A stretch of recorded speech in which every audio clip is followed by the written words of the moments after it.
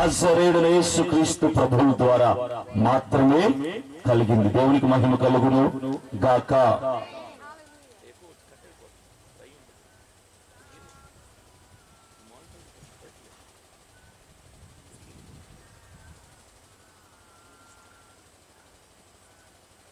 Bible ఏమని చెబుతుందంటే, తనను తాను తగ్గించుకుని వాడు హెచ్చింపబడును. ఈ మాట మనం చాలాసార్లు చదివి ఉంటాం. దీనికి ఆపోజిట్ తీసుకుందామా? దీనికి ఆపోజిట్ ఏంటి? తనను తాను హెచ్చించుకున్నవాడు నాశనం అయిపోను అని అర్థం. అంతే కదా? అంతే. అంటే మనము చాలా సార్లు ఈ మాట తీసుకుపోయానంటే, చాలా సందర్భాల్లో మనం అనుకుంటాం ఇది నా వల్లనే కలుగుతుంది, లేదా నా తల్లిదండ్రుల ద్వారా కలిగింది, నా బంధువుల ద్వారా కలిగింది, నేను కష్టపడటం ద్వారా కలిగింది అంటావు. దానికి అర్థం ఏంటంటే, నిన్ను నువ్వు హెచ్చించుకోవటం. నిన్ను నువ్వు ఎప్పుడైతే హెచ్చించుకుంటావో ఆటోమేటిక్ గా మనం తగ్గిపోతూ ఉంటాం. ఒకసారి ప్రాక్టీస్ చేద్దామా? మనలో మనం తగ్గించుకోవటం ప్రాక్టీస్ చేద్దామా? మీ పక్కన వాళ్ళతో చెప్పండి, ముందు నుంచి చివరి వరకు పక్కన వాళ్ళు సెకండ్ చాలా చెప్పండి. తప్పలేదు.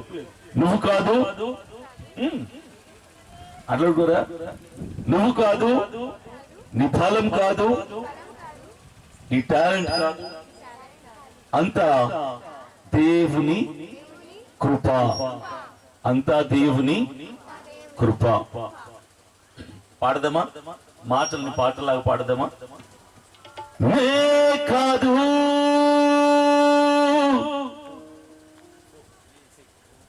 నా బలం కాదు,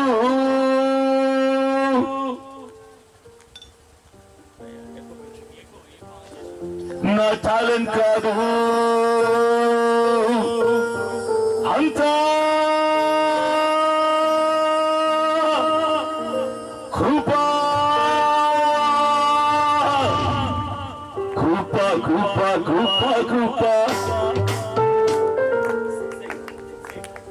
అంత కృప.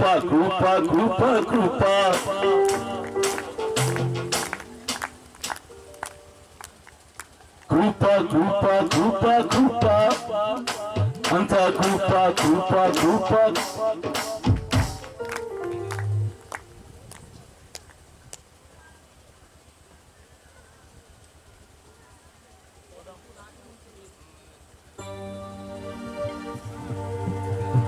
నే కాదు, నా బలం కాదు, నా టాలెంట్ కాదు, అంతా కృప. నే కాదు, నా బలం కాదు, నా టాలెంట్ కాదు, అంతా కృప.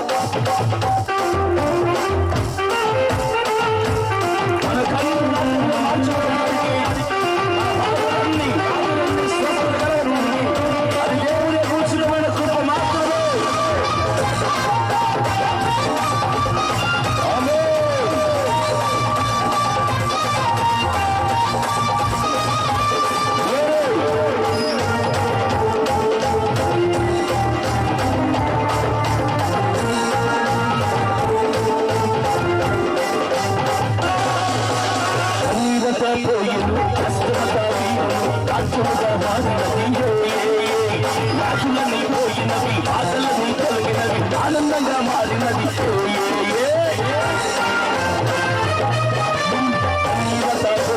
కష్టమతా మారినది. రాజులన్నీ పోయినది, బాధలన్నీ తొలగినది, ఆనందంగా మారినది.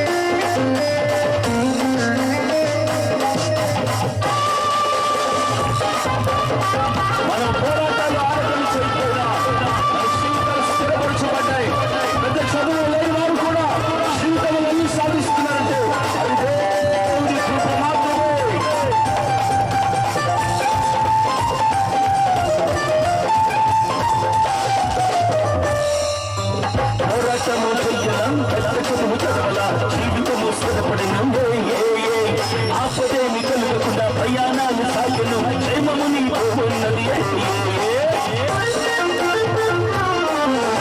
పోరాటము చెయ్యలా పెద్ద చదువు చదవలా జీవితము స్థిరపడెను ఆపదేమి కలుగకుండా ప్రయాణాలు సాగెను క్షేమము నీతో ఉన్నది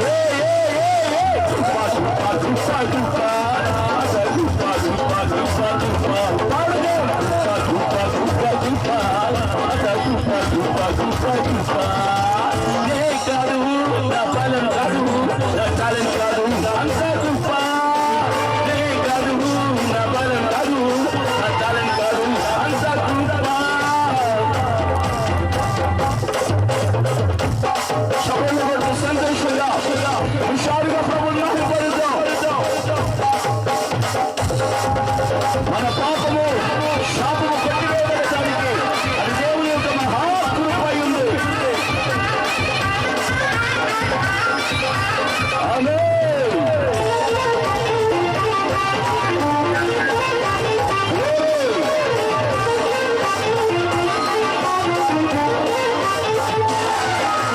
పాపమంతా పోయింది శాపమంతా తొలగిను పరిశుద్ధంగా మారినది అప్పులన్నీ పోయెను అతిశయము కలిగెను సంతోషంగా మారినది పాపమంతా పోయెను శాపమంతా తొలగెను పరిశుద్ధంగా మారినది అప్పులన్నీ పోయెను అతిశయము కలిగెను సంతోషంగా మారినది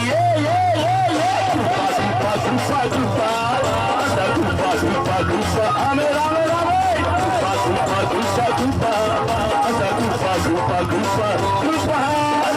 కాదు నా బలం కాదు నా టాలెంట్ కాదు అంతా కృప కాదు నా బలం కాదు నా టాలెంట్ కాదు అంతా కృప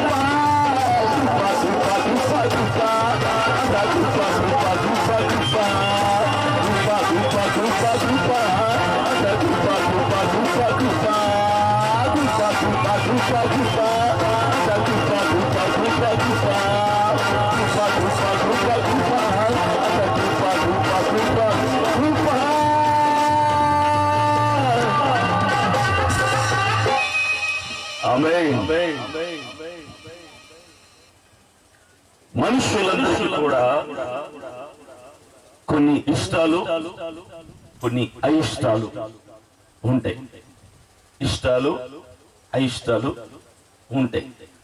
అయితే ఇష్టాలు ఏవి అంటే మనకు ఆరోగ్యం అంటే ఇష్టం, లాభం అంటే ఇష్టం, బాగుండటం అంటే ఇష్టం, వర్ధలత అంటే ఇష్టం, క్షేమం అంటే ఇష్టం, సమృద్ధి అంటే ఇష్టం. ఇక అయిష్టాలు ఏంటి అంటే మనకు కన్నీళ్ళు ఇష్టం ఉండవు, అప్పులు ఇష్టం ఉండవు, బాధలు ఇష్టం ఉండవు, నష్టాలు ఇష్టం ఉండవు, పేదరికం ఇష్టం ఉండదు. ఇవేవి మనకు నచ్చు. బేసిక్ గా ఇవి ఇష్టాలు, ఇవి అయిష్టాలు. అయితే ఇక్కడ ఎవరైనా నేను అలా కాదండి, నాకు కన్నీరు, అప్పులు, కష్టాలు, నిందలు, బాధలు, వేదనలు ఇలాంటివి మాత్రమే నేను ఇష్టపడతాను అన్నవాళ్ళు ఎవరైనా ఉన్నారా? ఉంటే చేయొచ్చు. లేరు కదా. అంటే ప్రపంచంలో ఎక్కడ వెతికినా కూడా వాటిని ఇష్టపడే వాళ్ళు ఎక్కడ ఉండరు. అందరూ మంచిని మాత్రమే ఇష్టపడతారు. అయితే ప్రధానమైన రెండు చెప్తా. ఒకటి గెలుపు. గెలుపు అంటే అందరికీ ఇష్టం. ప్రపంచ దేశాల్లో ఉన్న సర్వమానవాళికి గెలవటం ఇష్టం. చదువులో గెలుపు, ఉద్యోగంలో గెలుపు, వ్యాపారంలో గెలుపు, కుటుంబంలో గెలుపు, ప్రయాణంలో గెలుపు, ఆలోచనలో గెలుపు, తీర్మానంలో గెలుపు, నిర్ణయాల్లో గెలుపు, తలంపుల్లో గెలుపు. వేసే ప్రతి అడుగులో గెలవాలని కోరుకుంటాడు ప్రతి మానవుడు కూడా. ఓటమి ఇది బేసిక్ గా ఆబ్వియస్లీ ఎవరికి ఇష్టం ఉండదు. ఓడిపోవటం మనకు నచ్చదు. చిన్నపిల్లాడి దగ్గర నుంచి మరణానికి సిద్ధంగా ఉన్న వృద్ధుల వరకు ఓడిపోవటం ఇష్టం ఉండదు. ఎక్కడ ఓడిపోవటం ఇష్టం ఉండదు. చదువులో కానీ, ఉద్యోగంలో కానీ, వ్యాపారంలో కానీ, కుటుంబంలో కానీ, కష్టాల్లో కానీ, మరణంలో కానీ, ప్రయాసంలో కానీ, ప్రయాణంలో కానీ ఎక్కడ ఓడిపోవటం ఇష్టం ఉండదు. నాకు గెలవాలనుంది పాస్టర్ గారు అన్నలు చేతులు ఎత్తన్నమ్మ ఒకసారి. నాకు గెలవాలనుంది. ఎందుకంటే బైబిల్లో మాట ఉంది, ఆశ కలిగిన ప్రాణంని తృప్తిపరిచెదను. అంటే దానికి ఆపోజిట్ ఏంటి? ఆశ లేని వాళ్ళని నేను కూడా ఏం చేయలేను, అంతే కదా. కాబట్టి మనకు ఫస్ట్ ఆఫ్ ఆల్ ఆశ అనేది ఉండాలి. అయితే గెలవటం ఇష్టం కదా మనమందరికి. మరి గెలవాలంటే ఏం చేయాలి? ఎవరు మనల్ని గెలిపిస్తారు? ఈ 2 ప్రశ్నలకు ఆన్సర్ చెప్తాను నేను, అంతే. గెలవాలంటే ఏం చేయాలి, ఎవరు మనల్ని గెలిపిస్తారు, ఈ 2 మాత్రం ఆన్సర్స్ చెప్పి తర్వాత సాక్ష్యం చెప్పేస్తారు. ఓకేనా? అయితే గెలవాలి అని ఇంట్లో కూర్చొని కలలు కనేవాడు గెలడు. యుద్ధ రంగానికి బయట నిల్చొని వెళ్తే పోతామా, ఓడిపోతామా, చచ్చిపోతామా, ఆగిపోతామా, యుద్ధ రంగంలో ఎలాగుంటుంది అని బయట నిల్చొని కథలు చెప్పేవాడు, కలలు కనేవాడు గెలుపు కోసం మాట్లాడడానికి అర్హుడు కాదు. He's not capable, he's not worthy. ఏం చేయాలి గెలవాలంటే కత్తి చేత పట్టుకుని యుద్ధ రంగంలో అడుగు ముందుకేసి శత్రువు మీద కత్తి దూసేవాడు మాత్రమే గెలవడు. చావైనా, కష్టమైనా, ఓటమైనా, ఇబ్బంది అయినా యుద్ధ రంగంలో అడుగు పెట్టడం చేతనై ఉండాలి. గెలుపు కోసం కలలు కనేవారు ఎవరైనా యుద్ధ రంగంలో అడుగు పెట్టకుండా కలలు కనే వాళ్ళు ఎవరు గెలవలేరు. నీ కలలు జీవితంలో సాకారం కావాలంటే నువ్వు గెలవటానికి అడుగు వేసిన వాడవై ఉండాలి. నువ్వు గెలవటానికి అడుగు వేయకుండా గెలుపు కోసం ఎన్ని మాటలను కూడా వ్యర్థంగా మిగిలిపోతాయి. That's useless, waste of your time. గెలవాలి అంటే గెలుపు వైపుకు అడుగులు వెయ్యాలి. ఈ ప్రపంచంలో గెలుపు ఎవరికి ఊరికే రాదు. మనం ప్లేట్ లో పెట్టుకుని తింటున్న ఒక ముద్ద భోజనం కూడా మనకు ఫ్రీగా రాదు. కష్టపడితేనే. కానీ చాలా మంది చెప్తున్నారు ఈ మధ్యకాలంలో, కష్టపడకుండా గొప్ప వాళ్ళు అవటం ఎలాగా, కష్టపడకుండా లక్షాధికారులు ఎలా అవ్వాలి, కష్టపడకుండా సేవ ఎలా ఫలించాలి, కష్టపడకుండా కోట్లను సంపాదించాలి, కష్టపడకుండా 6 ప్యాక్ ఎలా వస్తుంది సార్? రాదు. కష్టపడాలి. కష్టపడితేనే ఏదైనా వస్తుంది, కష్టపడుకుంటే ఏది రాదు. You have to work hard first of all. If you want to get success in your life, if you want to be a conqueror in your life, you have to work hard. You have to move forward towards your destiny. అడుగు ముందుకేసి గమ్యం వైపు చూస్తూ ముందుకు సాగే వాడే గెలుపు కోసం మాట్లాడడానికి ఇక్కడ అర్హుడు.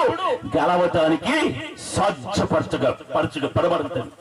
గెలవటానికి అడుగు ముందుకు వేయాలి. ప్రతి దాంట్లో గెలవాలి. ఇంటర్మీడియట్కి వెళ్ళాలంటే 10వ తరగతి గెలవాలి. ఉద్యోగం రావాలంటే ఇంటర్వ్యూలో గెలవాలి. పెళ్ళవాలంటే పెళ్లి చూపుల్లో గెలవాలి. లాభాలు రావాలంటే పెట్టుబడి పెట్టేసింది సార్, ప్రాఫిట్ వచ్చేస్తుంది కాదు. ఇన్వెస్ట్మెంట్ పెట్టడం ఇంపార్టెంట్ కాదు. పెట్టుబడితో పాటు బోళ్ళంత కష్టాన్ని, జ్ఞానాన్ని పెట్టాలి, లేదా రాదు గెలుపు. ఇలా చెప్పుకుంటూ పోతే ప్రతి అడుగున జీవితంలో ప్రతి భాగంలో కూడా గెలుపు ఎవరికి ఊరికి రాదు. కష్టపడుతూనే గెలుచుకుంటూ వెళ్ళాలి. కష్టపడకుండా గెలుపు ఎవరికి రాదు. అలాంటి మాట్లాడారని చెప్తే నమ్మకండి. కష్టపడితేనే ఈ రోజు మనకు కలిగి ఉన్నవన్నీ కష్టపడితే దేవుడి ప్రేమ ద్వారా, దేవుడి కృప ద్వారా అనుగ్రహించమని. కష్టపడకుండా సోమరిగా ఇంట్లో కూర్చొని ప్రయోజకుడైన వాడు కానీ, సేవకుడైన వాడు కానీ ఎవరు లేని భూమి మీద. Everyone they work hard to get succeeded in their life. గెలిచిన వారందరూ కూడా కష్టపడిన వారే. ఇలా గెలుపు కోసం నేను మాట్లాడితే వీళ్ళు చాలా మందికి సందేహం వస్తుంది. సార్ నేనేంటి సార్ గెలవటం ఏంటని నేను ఎలా గెలుస్తాను సార్? నాకు తినడానికి తిండి లేదు, కట్టుకోవడానికి పట్టలేదు, బ్రతకడానికి సరైన జీవన విధానం లేదు, ఉద్యోగం లేదు, అభివృద్ధి లేదు, కష్టాల్లో, నష్టాల్లో, బాధల్లో, ఇరుకుల్లో, కన్నీటిలో బతికేస్తున్న నాకు గెలుపు కోసం ఎలా మాట్లాడగలను సార్? నేను ఎలా గెలవను? I don't have any source to survive in my life. All doors was closed before me. I was stuck in my life. నా చుట్టూన్న మార్గాలు, ద్వారాలన్నీ కూడా మూసివేయబడ్డాయి. అడుగు తీసి ముందుకెళ్తామంటే అవకాశం ఏమీ లేదు. సాయం చేసే మనుషులు లేరు, పలకరించే దిక్కు లేరు, అభిమానించే వ్యక్తులు లేరు. సహాయం చేయడానికి నా చుట్టూ ఉన్న వారందరూ కూడా నాకు దూరం అయిపోయారు. ఉన్నప్పుడు ఉన్నారు కానీ లేనప్పుడు అందరూ వదిలి వెళ్ళిపోయారు అని నువ్వు చెబుతున్నట్లయితే what you have to do? అసలు కష్టం తినడానికే కష్టపోయిన వ్యక్తులు గెలుపు కోసం మాట్లాడగలరా? మాట్లాడలేరు. ఆ ధైర్యం ఉండదు. ఆ ధైర్యం కావాలి. అంటే ఎక్కడి నుంచి వస్తుంది? అసలు నేను ఇక్కడ ఎందుకు నిల్చున్నాను తెలుసా? మీరు ఆల్రెడీ గెలిచేశారు. మీ గెలుపుని మీకు జస్ట్ రిమెంబర్ చేయడానికి వచ్చా. మీరు ఆల్రెడీ గెలిచేశారు. గెలిచిన మీకు ఒక్కసారి మీరు ఎక్కడ గెలిచారో, ఎలా గెలిచారో చెప్తే ధైర్యం వస్తుంది కదా. ఇప్పుడు ఒక రన్నింగ్ రేస్ లో నిల్చున్నాడు, పరిగెత్తడానికి గెలవటానికి సిద్ధంగా ఉన్నాడు, ఆడు పడిపోతున్నాడు. అయితే వీడు ఆల్రెడీ ఇది వరకు రన్నింగ్ రేస్ లో 2-3 సంవత్సరాల క్రితం పాల్గొన్నాడు, పరిగెత్తాడు, గెలిచాడు, అవార్డు కొట్టేసుకున్నాడు, పేపర్ లో వాడి ఫోటో పడిపోయింది. కాకపోతే 2 years గ్యాప్ లో ఏమైపోయిందంటే ఈ రేస్ లో పాల్గొనలేదు, కొన్ని కారణాలు బట్టి 2 సంవత్సరాల గ్యాప్ తర్వాత మళ్ళా ఆ రేస్ లో పాల్గొన్నాడు. ఇప్పుడు వాడికి భయం వేస్తుంది. ఇప్పుడు వాడికి కావాల్సింది ఏంటి? మునుపటి విషయాన్ని జ్ఞాపకం చేసుకోవాలి. ముందు ఎలా పాల్గొన్నాడు, ఏ ట్రిక్స్ అప్లై చేశాడు, ఎలా పరిగెత్తాడు, ఎలా సాధించాడు. He has to remember the success, the victory, what he had achieved before. ముందు సాధించినటువంటి విజయాన్ని జ్ఞాపకం చేసుకోవాలి. ఆ పరిగెత్తిన పరుగు పందాన్ని జ్ఞాపకం చేసుకోవాలి. వాడికి ఎవరైనా జ్ఞాపకం చేసేవాళ్ళు పక్కనే ఉండాలి. అయితే నేను కూడా ఇక్కడ ఎందుకున్నానంటే మీ అందరికీ మీ విజయాన్ని మర్చిపోయి అపవిజయంలో ఉన్నాను, ఓటమిలో ఉన్నాను, ఓడిపోతున్నాను, నా వల్ల కాదు, ఇక నేను చెయ్యలేను, ఇక నాతో కాదు, ఇక నేను లాగలేను, ఇక ఈ బరువు మోయలేను అని అనుకుంటున్న వారికి, సార్ మీరు ఆల్రెడీ గెలిచేశారమ్మా, మీరు ఆల్రెడీ గెలిచేశారు. కాకపోతే మీ గెలుపును మరిచిపోయి మీకు వస్తున్న కష్టాలని అధిగమించలేక, వస్తున్న కన్నిటిని ఓడించలేక, గెలుపుకు దూరంగా ఉంటాను, నేను ఎలా గెలుస్తాను భ్రమలో, ప్రశ్నార్థకమైన జీవితంలో సందేహంలో బతికేస్తున్నారు. మీరు గెలిచారు ఫలానా సమయంలో అని గుర్తు చేస్తే మీకేమవుతుంది? ఇప్పుడు చేస్తున్న పరుగు పందెంలో, ఇప్పుడు చేస్తున్న యుద్ధంలో, ఇప్పుడు చేస్తున్న పోరాటంలో నువ్వు గెలవటానికి అవకాశం, ఆస్కారం ఉంటుంది. ఎక్కడ గెలిచాం, ఎప్పుడు గెలిచాం? మనమందరూ కూడా గెలిచిన వాళ్ళమే. We are all conquerors. ఎప్పుడు గెలిచాం? మనం అందరూ విజేతలు మనం చెప్తున్నాం. నాకు ఈ ప్రశ్న అడిగితే ఎప్పుడు గెలిచాం పాస్టర్ గారండి అంటే మనం అందరం గెలిచాం అంటున్నాం కదా. ఎక్కడ గెలిచాం, ఎప్పుడు గెలిచాం అంటే మనిషికి 3 జన్మలు. ఒకటి, ఇక్కడ ఉన్న వాళ్ళందరూ కూడా మొదటగా పుట్టింది ఎక్కడ తెలుసా? దేవుడి ఆలోచనలో మనం పుట్టాం. దేవుడి ఆలోచనలో మనం పుట్టాం. 2, తల్లి కడుపులో మనం పుట్టాం. 3, లోకంలో మనం పుట్టాం. ఈ 3 జన్మలు మానవుడికి ఉన్నాయి. మొదటిదే దేవుడి ఆలోచనలో పుట్టాం. అమ్మా నాన్న ప్లాన్ చేస్తే మనం పుట్టలేదు సార్ మీరు అనుకుంటున్నారేమో. అమ్మా నాన్న ప్లాన్ చేస్తే మనం జన్మించలా. మన అక్కనో, అన్ననో, బంధువులో, మామలో, మేనమామలో, బాబాయిలో, చిన్నాళ్ళు, పిన్నులో, పెద్దమ్మలో ప్లాన్ చేస్తే మనం పుట్టలేదు sir. We are not in the plan of our parents. We are in the plan of our Lord Jesus Christ, who created the whole universe with one word. నోటి మాట చేత సూర్య చంద్ర నక్షత్రాలు విశ్వమతని కలుగు చేసిన దేవాది దేవుని ద్వారా, చిత్తం ద్వారా, ప్రణాళిక ద్వారా, ఉద్దేశం ద్వారా ఇక్కడ ఉన్న ప్రతి ఒక్కరు కూడా పుట్టిన వాళ్ళే. ఆయన ప్రణాళికలో ఉన్న వారందరం మనం. ఆయన చిత్తం ద్వారా మనం పుట్టే జబలు కొట్టి ప్రభుని మహిమపడదాం. We are in the plan of God. We are in the plan of God. నిన్ను చూస్తున్న సమాజం, నిన్ను చూస్తున్న స్నేహితులు, బంధువులు, చుట్టూ వారు, తల్లిదండ్రులు, కన్నవారు, నీ తోబుట్టులందరూ కూడా అనవసరంగా పుట్టేవారు. నీకు చదవటం రాట్లా, నువ్వు ప్రయోజకుడు కాదు, నువ్వు నిష్ప్రయోజకుడివి, నువ్వేమీ సాధించలేకపోతున్నావు, ఏమీ పొందుకోలేకపోతున్నావు, ఎక్కడికి వెళ్ళలేకపోతున్నావు, ఏమి చేయలేని స్థితిలో ఆగిపోయి ఉన్నావు. నీ వల్ల నీకు కూడా ఉపయోగం లేదు, కుటుంబానికి ఉపయోగం లేదు, ప్రాంతానికి ఉపయోగం లేదు, దేశానికి ఉపయోగం లేదు. ఇలాంటి వ్యతిరేకపు మాటలు మాట్లాడి ఎదవల్ని ఫస్ట్ పక్కన పెట్టేసేది. ఎందుకో తెలుసా? నువ్వు నిష్ప్రయోజకుడివి, నువ్వు పనికి రాని వాడివి అని చెప్పడానికి ఎవ్వడికి సమర్థత లేదు భూమి మీద ఎక్కడ కూడా. ఎందుకో తెలుసా? నిన్ను పుట్టించిన వాడు కాదు, నిన్ను వ్యతిరేకంగా, నిన్ను తక్కువ చూపుగా, చిన్న చూపుగా చూస్తున్నవాడు.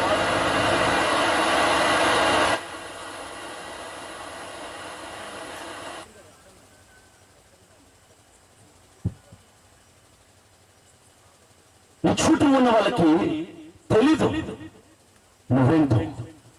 వాళ్ళెన్నైనా మాట్లాడతారు, ఓడిపోతున్నాం అంటారు, ఓడిపోయావంటారు, ప్రయోజనం లేదంటారు, చేత కాని వాడు అంటారు. ఎన్ని మాట్లాడిన ఇలాంటి మాటలు మాట్లాడే వాళ్ళని మాటల్ని లెక్క చేయకర్లా, చెవుల వేసుకోనక్కర్ల. కారణం అది తెలుసా? అరే నీకేం తెలుసురా? నన్ను కన్నది నువ్వు కాదు, నన్ను ఈ లోకంలోకి తీసుకొచ్చింది నువ్వు కాదు, నన్ను పుట్టించిన వాడు నా దేవుడు నజరేయుడైన యేసుక్రీస్తు ప్రభువు వారు. ఆయన ప్రణాళికలో ఉన్న నేను జన్మించాను, ఆయన ద్వారా పుట్టి నేను బ్రతుకుతున్నాను. చెప్తున్నాను, ఈ రోజు నేను సజీవ లెక్కలో ఉన్నానంటే నా మీద దేవునికి ఒక ఉద్దేశం ఉంది, ఒక చిత్తం ఉంది, ఒక ప్రణాళిక ఉంది. ఆయన ప్రణాళికలో బతికి ఉన్న నేను, ఊపిరి పీలుస్తున్నాను, న్యాయ మీద నడుస్తున్నాను, ఖచ్చితంగా ఒకరోజు విజేతనై గెలిచి నిలబడి చూపిస్తాను. నా వైపు హేళనగా చులకనగా మాట్లాడిన చేతులై నేను కనిపిస్తే 2 చేతులెత్తి నమస్కరించే స్థాయిలో నా దేవుడు నన్ను నిలబెట్టబోతున్నాడు. That's the life. ఎవడెవడో ఏదో మాట్లాడుస్తున్న ప్రతి మాటని మనసులోకి తీసుకుని బాధపడక్కర్లేదమ్మా.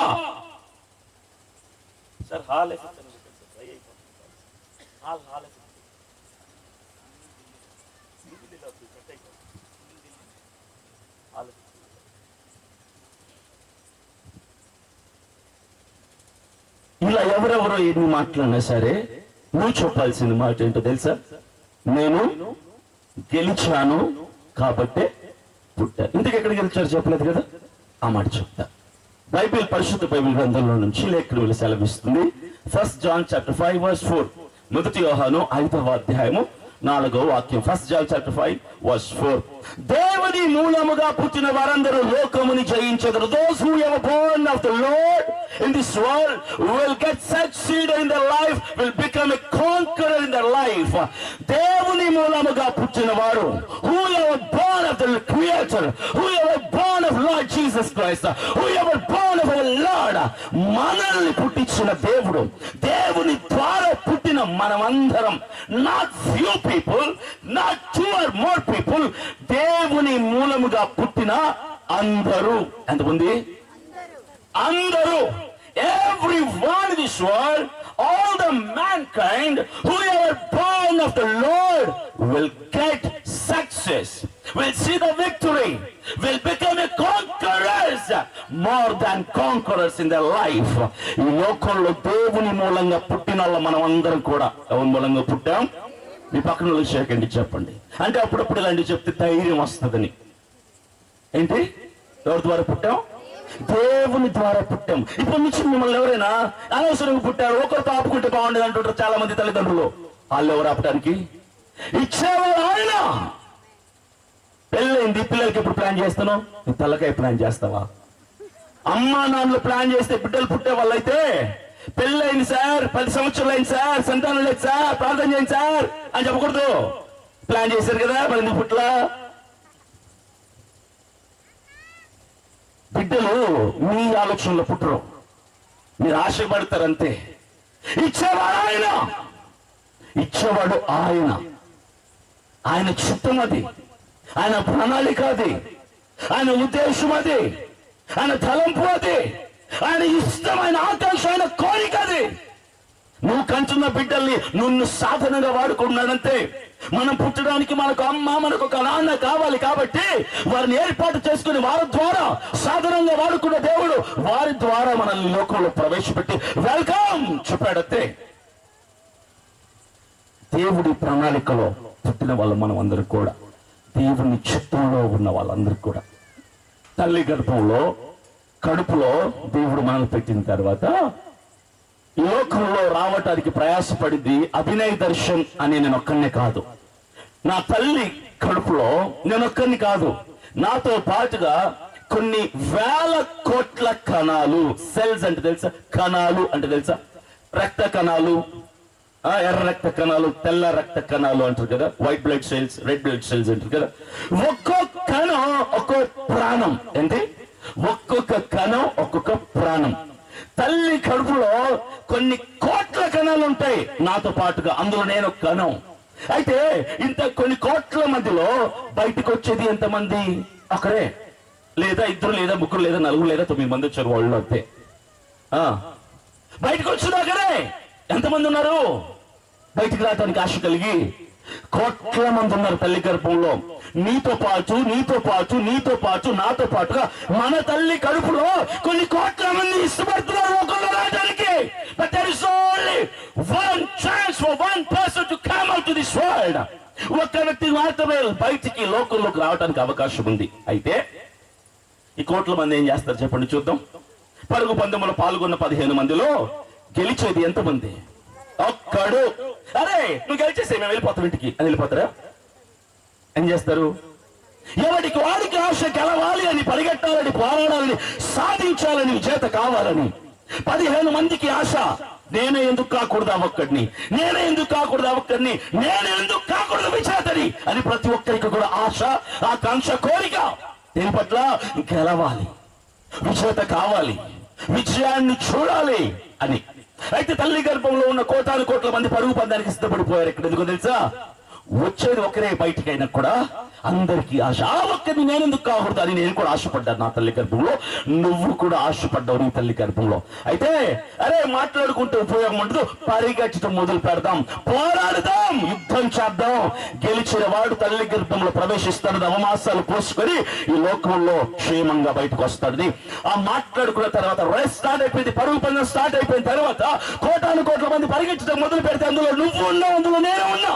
పరిగెట్టాం 1, 10, 100, 1000, 1,00,000 కోట్ల మందిని దాటుకొని అందరిని ఓడించి తల్లి గర్భంలో అడుగు పెట్టిన వారివి నువ్వు, అడుగు పెట్టింది నేను. కొట్టండి అమ్మా చప్పట్లు.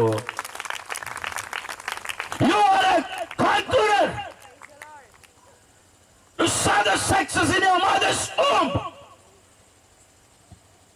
Many of the people filed before you. They could not able to run with you. నీతో పాటు పాల్గొన్న కోటాను కోట్ల మంది ఓడిపోయారు, రాలిపోయారు. గెలిచింది ఎవరు? నా తల్లి గర్భంలో నేను, నీ తల్లి గర్భంలో నువ్వు. ఇలా అనుకోండి, నా తల్లి గర్భంలో నేను గెలిచాను. That's it.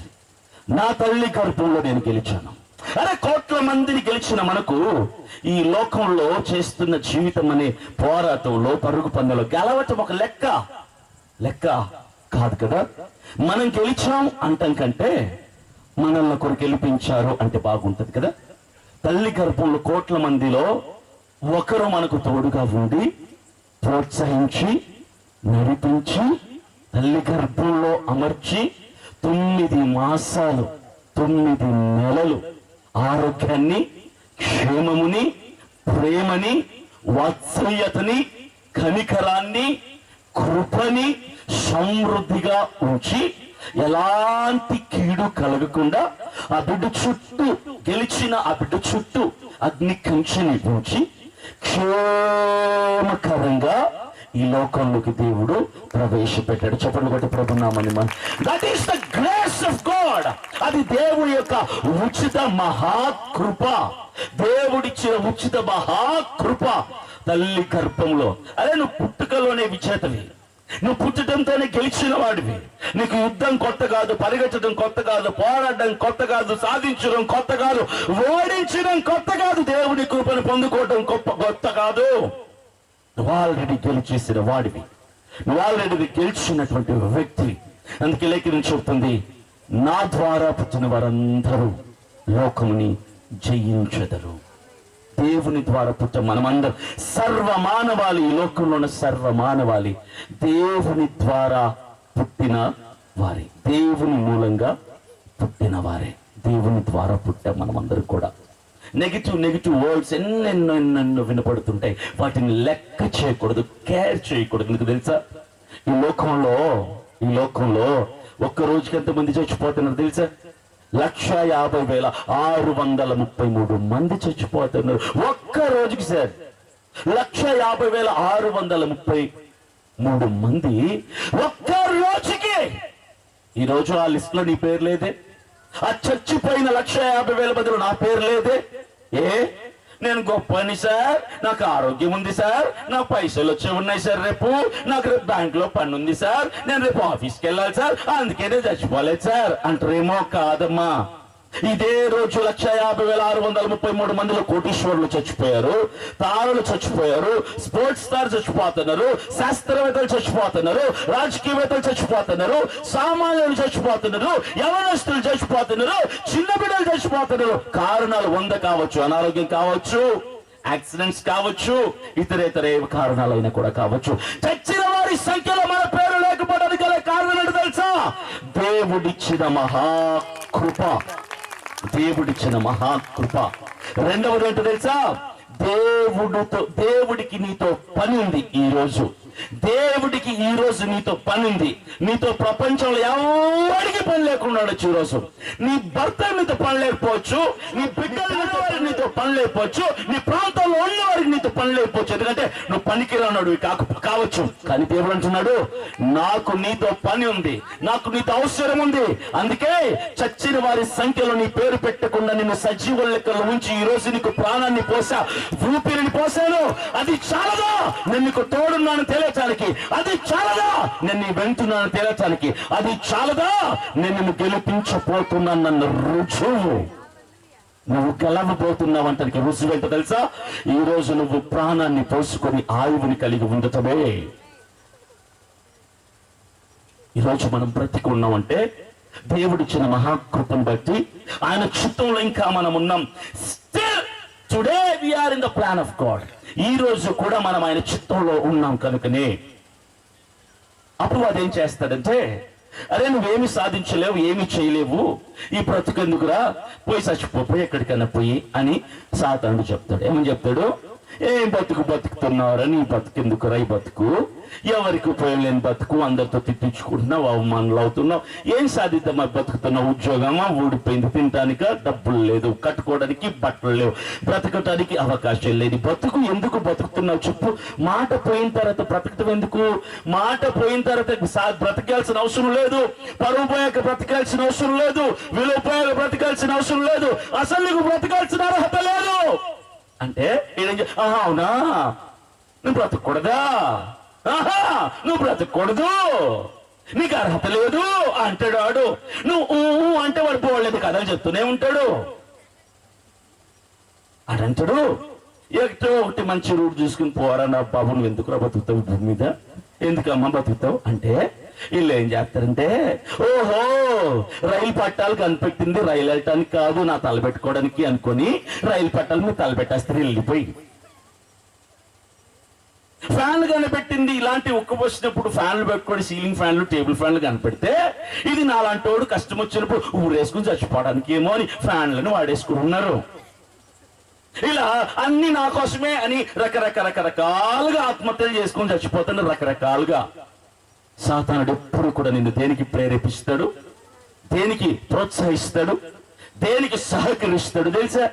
You just go and die, you just go and attend suicide.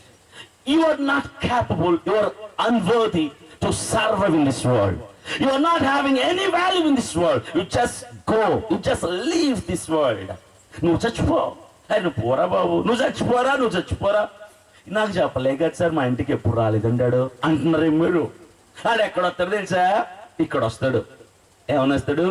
ఎందుకు ఈ బతుకు, అనవసరంగా బతుకుతున్నా అని ఆ ఆలోచనే సాతానుడు పుట్టిస్తాడు. మరణించాలి అన్న ఆలోచన పుట్టించేదే వాడు. ఆత్మహత్య చేసుకోవటం నేరం. ఆత్మహత్య అనేది చాలా నేరం. ఎందుకు తెలుసా? మన పుట్టుక దేవుని చిత్తం అని నమ్మేమా? మన మరణం కూడా దేవుని చిత్తం. ఎప్పుడు పుట్టాలో చెప్పినవాడు ఆయన, ఎప్పుడు పోవాలో చెప్పినవాడు ఆయన. ఇప్పుడు మనం సోపులు వాడతాం కదా, స్నానానికి సోపులు, బట్టలు ఉతకడానికి సోపులు, లేదంటే ఉప్మా రవ్వ అవి ఇవి స్వీట్స్ అవి కొంటూ ఉంటాం కదా. దాని మీద ఎక్స్పైరీ డేట్ అనేది ఒకటి ఉంటుంది. ఎక్స్పైరీ డేట్ అనేది ఒకటి ఉంటుంది. అంటే ఆ ఎక్స్పైరీ డేట్ కంటే ముందు అది చెడిపోయింది అనుకోండి, మీరు ఏం చేస్తారు? తీసుకెళ్ళాడు వాహనం కొడతారు. అరే ఎక్స్పైరీ డేట్ కంటే ముందుది చెడిపోయింది అనేసి. తప్పెవరిది? తయారు చేసిన వాడిది కదా. ఎక్స్పైరీ డేట్ అయిపోయింది, నెక్స్ట్ రోజు మీరు వాడారు, చెడిపోయింది, డేట్ చూసారు, డేట్ అయిపోయింది, తీసుకెళ్ళాడు వాహనం కొడతారా? కొట్టరు. ఎందుకు? డేట్ అయిపోయింది కదా. వాడు తప్పేమి లేదు, వాడు చెప్పిన డేట్ వరకు కరెక్ట్ పనిచేసింది, అది చెడిపోకుండా ఉంది. నెక్స్ట్ ఒక వస్తువు, ఒక కీబోర్డో, ఒక మైకో, ఒక వాచో, ఒక షర్టో, ఒక షూవో, ఏదో ఒకటి, ఇలాంటి వస్తువులు చాలా చాలా ఇప్పుడు ఎలక్ట్రానిక్స్ కానీ, ఎలక్ట్రికల్స్ కానీ, గూడ్స్ కానీ, ఇలాంటివి ఏవైనా సరే దాని మీద ఏముంటుంది చెప్పండి? వారంటీ ఉంటుంది. ఏముంటుంది? వారంటీ డేట్ వేసి ఇస్తాడు. ఏమని? 2023 జనవరి 20వ తారీఖు వరకు ఇది పనిచేస్తుంది అనేసి ఇస్తాడు. ఆ వారంటీ కార్డు మనం జాగ్రత్తగా పెట్టుకొని ఆ వస్తువు మిక్సీ చెడిపోయింది అనుకోండి, టీవీ చెడిపోయింది అనుకోండి, వాచ్ చెడిపోయింది అనుకోండి, ఆ వారంటీ కార్డు వాచ్ పట్టుకుని వాహనం కొట్టేసి, అరే వారంటీ అయిపోకముందే నాది చెడిపోయింది అంటే వాడు ఏం చేస్తాడు, రీప్లేస్ చేసి ఇస్తాడు. అంటే యాక్సెప్ట్ చేస్తున్నాడు తప్పు నాదే అని. తయారు చేసినాడు వారంటీ డేట్ కంటే ముందు చెడిపోతే తప్పు నాదే అని యాక్సెప్ట్ చేస్తున్నాడు అని అర్థం అన్నమాట. అయితే మనిషికి ఏముంటే చెప్పండి, మనిషికి ఏముంటే చెప్పండి, డెత్ డేట్. దేవుడు నిన్ను పుట్టించినప్పుడే డెత్ డేట్ రాసి పెట్టేశాడు. భయం వేస్తుందా? మనం మరణాన్ని మర్చిపోయి బతుకుతున్నాం. నువ్వు నేను అందరం చచ్చిపోయి మట్టలు పాత పెట్టాల్సిందే, అది మర్చిపోతున్నాం అంతే. మర్చిపోయి బట్టలు కొనేసుకుని ఆనందపడిపోతాం, ఏంట్రా జీవితం ఇంత సుఖంగా ఉంది అంతే. మరణం మర్చిపోయి బతికేస్తున్నాం మనం. కానీ నీకు విషయం తెలుసా, దేవుడు నిన్ను తల్లి గర్భంలో పెట్టిన రోజునే నీ మరణం తేదీని కూడా రాసి పెట్టేశాడు. నువ్వు మరణించే రోజును రాసి పెట్టేశాడు. చాలా మంది ఎదవలు మాట్లాడుతుంటారు, ఏమని తెలుసా, దేవుడు బతికించలేకపోయాడే, కరోనా వచ్చింది, మీ దేవుడు మీ సేవకులు బతికించలేదే. ఫేస్బుక్ లో ఎక్కడ చూసినా సేవకుల మరణాలు, దైవజనుల మరణాలు, కన్నీళ్ళు వచ్చేది, దుఃఖం వచ్చేది, భయం వేసేది, బాధ కలిగేది. సెకండ్ వేవ్ ఆఫ్ కరోనాలో many of the best powerful mighty man of gods left this world. గొప్ప గొప్ప దైవజనులు కరోనాలో చనిపోయారు. బాధేసింది, భయం వేసింది, కన్నీళ్ళు వచ్చినాయి, ఏడుపు వచ్చింది. గొప్ప గొప్ప సేవకులు చనిపోయారు. అయితే దేవుడు తప్పు చేశాడా? తప్పు చేశాడా? దేవుడు బతికించేవాడు కదా సార్ అంటే కదా, దేవుడు బతికించాడు. దేవుడు వాళ్ళని కాపాడాడు, దేవుడు వాళ్ళని రక్షించాడు. ఒక సేవకుడు మీటింగ్కి వెళ్తూ యాక్సిడెంట్ అయిపోయి చచ్చిపోతే దేవుణ్ణి తప్పు పట్టకూడదు. అది ఏ సేవకుడైనా, ఇంత గొప్ప సేవకుడైనా యాక్సిడెంట్ చచ్చిపోయాడు, దేవుడు కాపాడలేదే అనకూడదు. ప్రార్థన చేసే బయలుదేరుతామమ్మ మేము, యాక్సిడెంట్ పోతే దేవుడు ప్రార్థన వినలేదే అని ఎటకారంగా మాట్లాడకూడదు. ఎందుకు తెలుసా, అభినయ దర్శనం అనేది నన్ను దేవుడు పుట్టించినప్పుడు, నా తల్లి గర్భంలో నేను ఉన్నప్పుడే నా డెత్ డేట్ రాసి పెట్టాడు. సపోజ్ 2022 జనవరిలో నా డెత్ డేట్ రాసి పెట్టేశాడు అనుకుందాం, అయిపోయింది లేండి తారీఖు, బతికేశాం. జనవరి 20, 2022 ఇది నా డెత్ డేట్ రాసి పెట్టాడు అనుకోండి దేవుడు. ఒకవేళ ఆ రోజున దేవుడు రాసి పెట్టిన ఆ మరణపు రోజున నేను కూడా ఇంట్లో బిర్యానీ తిని శుభ్రంగా చైర్లో కూర్చొని ఉన్నా, ఆ డెత్ డేట్ రోజు నేను పోవాలా లేదా? పోలే, తప్పదు. ఆయన రాసిన రోజున పుట్టాను కదా, ఆయన రాసిన రోజున పోకపోతే ఎలాగా? తప్పు కదా. కూర్చొని నేను పుసుకుమని పోతా. కారణం ఏంటి? ఆరోగ్యంగా ఉన్నాడండి, మంచి ఫిట్నెస్ మెయింటైన్ చేస్తారు పాస్టర్ గారు, చక్కగా ఉంటారు, కానీ ఉన్నట్టుండి హఠాత్తుగా పోయారు అంటే హార్ట్ అటాక్. చిన్న పిల్లలకి హార్ట్ అటాక్ వస్తుంది ఈ రోజుల్లో అంటాం కదా. హార్ట్ అటాక్ కాదు, అది దేవుని చిత్తంలో ఉన్న నా మరణపు తేదీని దేవుడు నన్ను తీసుకెళ్ళిపోయాడు. దేవుడు నా మరణపు తేదీని నన్ను తీసుకెళ్ళటానికి కావాల్సింది ఏంటో తెలుసా? ఆ డేట్ రావాలంతే, కారణం కావాలి దేవుడికి అంతే. మీరు అనుకుంటున్నారు కరోనా వలన చాలా మంది సేవకులు చచ్చిపోయారండే, కాదు. ఆ సేవకులు అప్పుడు ఆ టైంలో చనిపోయిన వారందరూ కూడా కరోనా రాకపోయినా చనిపోతారు. కారణాలు వేరుంటాయి అంతే. ఒకవేళ రోడ్డు మీద వెళ్తుంటే యాక్సిడెంట్ కావచ్చు, ఇంట్లో శుభ్రంగా పడుకుంటే హార్ట్ అటాక్ కావచ్చు, హాస్పిటలైజ్ ఉంటే ఏదైనా ఇతర అనారోగ్య కారణాలు కావచ్చు, ఏమైనా కావచ్చు. దేవుడు రాసిన మరణపు తేదీ కంటే ముందు ఎవ్వడు చచ్చిపోలేదు కదా. దేవుడు కాచి కాపాడి సంరక్షించాడా లేదా? నా మరణం డేట్ వరకు చెప్పండి, కాచి కాపాడి సంరక్షించాడా లేదా? నా జనవరి 2002 వరకు నేను బతికించాడా లేదా దేవుడు? కాబట్టి దేవుణ్ణి ఎప్పుడు తప్పు పట్టకూడదు. Our Lord never makes mistakes. దేవుడు ఎప్పుడు తప్పులు చేయడు, దేవుడు ఎప్పుడు పొరపాట్లు కూడా చేయడు. దేవుడు ఎప్పుడు తప్పులు పొరపాట్లు చేయడు. అదే దేవుడు ఈరోజు మనకు ఆయన సమృద్ధి కృపనిచ్చి బ్రతికించి జీవనాన్ని కొనసాగించమని ధైర్యపరుస్తూ ముందుకు నెడుతుంటే సాతానుడు వచ్చి అంటాడు, ఇక నువ్వేమి సాధించలేవు, చచ్చిపో, నీ జీవితం అయిపోయింది, చచ్చిపో, నువ్వు ఓడిపోయావు, చచ్చిపో అని ఓటమి భ్రమ అంచుల్లో మనల్ని నిలబెట్టేసి చావుకు మనల్ని నడిపిస్తున్నాడు. మరణపు మార్గాన్ని ఇస్తూ ఆత్మహత్య దేవుని చిత్తం కాదు. నిన్ను నువ్వు బలవంతంగా దేవుని ఉద్దేశం ప్రణాళిక లేకముందే, మరణం నీ దగ్గరికి రాకముందే బలవంతముగా నిన్ను నువ్వు దేవుని ఇష్టం లేకుండా చంపేసుకోవటం ఆత్మహత్య. అయితే అపవాది వాటికి ప్రేరేపిస్తున్నాడు. ఈ రోజు భారతదేశం ఎక్కడుందో తెలుసా? 4th ప్లేస్ లో ఉంది. సూసైడ్స్ లిస్ట్ లో భారతదేశం ప్రపంచవ్యాప్తంగా 4వ స్థానంలో ఉంది. ఆత్మహత్యలు చేసుకున్న వారిలో 4వ స్థానంలో ఉంది. 4వ స్థానంలో ఆత్మహత్యలు. ఈ ఆత్మహత్యలు చేసుకున్న వారిలో ఫస్ట్ కేటగిరీ ఎవరో తెలుసా? First category students. స్టూడెంట్స్, విద్యార్థులు. అంటే ఎప్పుడు రాడు నీ 10వ తరగతి, నేను కరోనా బ్యాచ్ అండి, పరీక్షలు రాయాలి పాస్ అయిపోయాను అంటారు కదా. కరోనా బ్యాచ్ పరీక్షలు రాయాల పాస్ అయిపోయాడు. అందుకే 2 సంవత్సరాల్లో 10వ తరగతిలో చచ్చిపోలా. ఈ లాస్ట్ 2 years లో ఈ కరోనా బ్యాచ్ లో ఎవడైతే పరీక్షలు రాయని పాస్ అయిపోయాడో అందుకే 2 సంవత్సరాలు 10వ తరగతిలో చచ్చిపోలేదు ఎక్కడ కూడా. ఆ 2 సంవత్సరాలకి ముందుకు వెళ్ళారనుకో, 2019లో 1100 మంది భారతదేశంలో చచ్చిపోయారు. 10th క్లాస్ పిల్లలు 1100 మంది 10th క్లాస్ పిల్లలు చచ్చిపోయారు. 1100 మంది. 15 సంవత్సరాలు 15 సంవత్సరాలు సార్, జస్ట్ 15 years. 15 సంవత్సరాలు. ఎందుకు చచ్చిపోతారు తెలుసా? తప్పు ఎవరు తెలుసా? ఫెయిల్ అయ్యాడా? వాడి తప్పు కాదు. ఎవరి తప్పు తెలుసా? అమ్మా నాన్న తప్పు. ఎందుకంటే వాడికి ఏం నేర్పించి ఏం నూరి పోసి పెంచాలి తెలుసా? అరే చదువుకోవాలరా, చదవాలరా, బాగా చదవాలరా, అందరికంటే బాగా చదవాలరా, గొప్పడి కావాలరా, పర్సంటేజ్ కావాలరా, ఉద్యోగం తెచ్చుకోవాలి, కలెక్టర్ అవ్వాలి, డాక్టర్ అవ్వాలి, ఇంజనీర్ అవ్వాలి, అది అవ్వాలి, ఇది అవ్వాలని చెప్పి వాడికి చదువు చదువు చదువు చదువు చదువు నూరి పోసాక వాడు 10వ తరగతిలో బుద్ధి తక్కువై ఫెయిల్ అయిపోయాడు అనుకో, వాడు ఇంటికి వస్తాడా? రాడు. ఎందుకు రాడు? అమ్మా నాన్న నేర్పించింది ఏంటి సార్ అంటే చదివే జీవితం. ఏంటి జీవితం? చదివే జీవితం అని నేర్పించారు అమ్మా నాన్నలు. వాడు చదివే జీవితం అనుకోడు కాబట్టి, ఆ చదువులో ఫెయిల్ అయిపోయాడు కాబట్టి మరి వాడు ఇంకా జీవితం అయిపోయింది కదా. 10వ తరగతి జీవితం అమ్మా, ఫెయిల్ అయిపోయాడు, జీవితం అయిపోయిందా? వాడు నొయ్యో గొయ్యో వెతుక్కుని అక్కడి నుంచి అక్కడ దూకి చచ్చిపోతున్నాడు, శవమై ఇంటికి వస్తాడు. మరలా ఏడుపులిల్లు. అమ్మా నాన్నది తప్పు. బిడ్డల్ని కని అరే నువ్వు చదవటానికే పుట్టావు అని వాళ్ళని బలవంతం చేయకూడదు. లేచిన దగ్గర నుంచి మీ బిడ్డలు మీకు నచ్చరు, మీ అమ్మాయి మీకు నచ్చదు, మీ అబ్బాయి మీకు నచ్చడు. ఎంతసేపు ఆ పక్కింటి అమ్మాయిని చూసి నేర్చుకో, ఆ ఎదురింటోని చూసి నేర్చుకో, వెనకింటోని చూసి నేర్చుకో, స్కూల్లో నీ పక్కన బెంచోని చూసి నేర్చుకో. అరే పక్కన వాళ్ళు ఇరిగింటోళ్ళు పొరిగింటోళ్ళు నచ్చితే మీ పిల్లలు ఎందుకు మీకు తీసుకెళ్ళి అనవసరం పడేయండి. ఇంట్లో వండుకున్న మటన్ బిర్యానీ మనకు నచ్చదు, పక్కింట్లో పుల్లగూర నచ్చింది మనకు. Don't compare your children with some other else.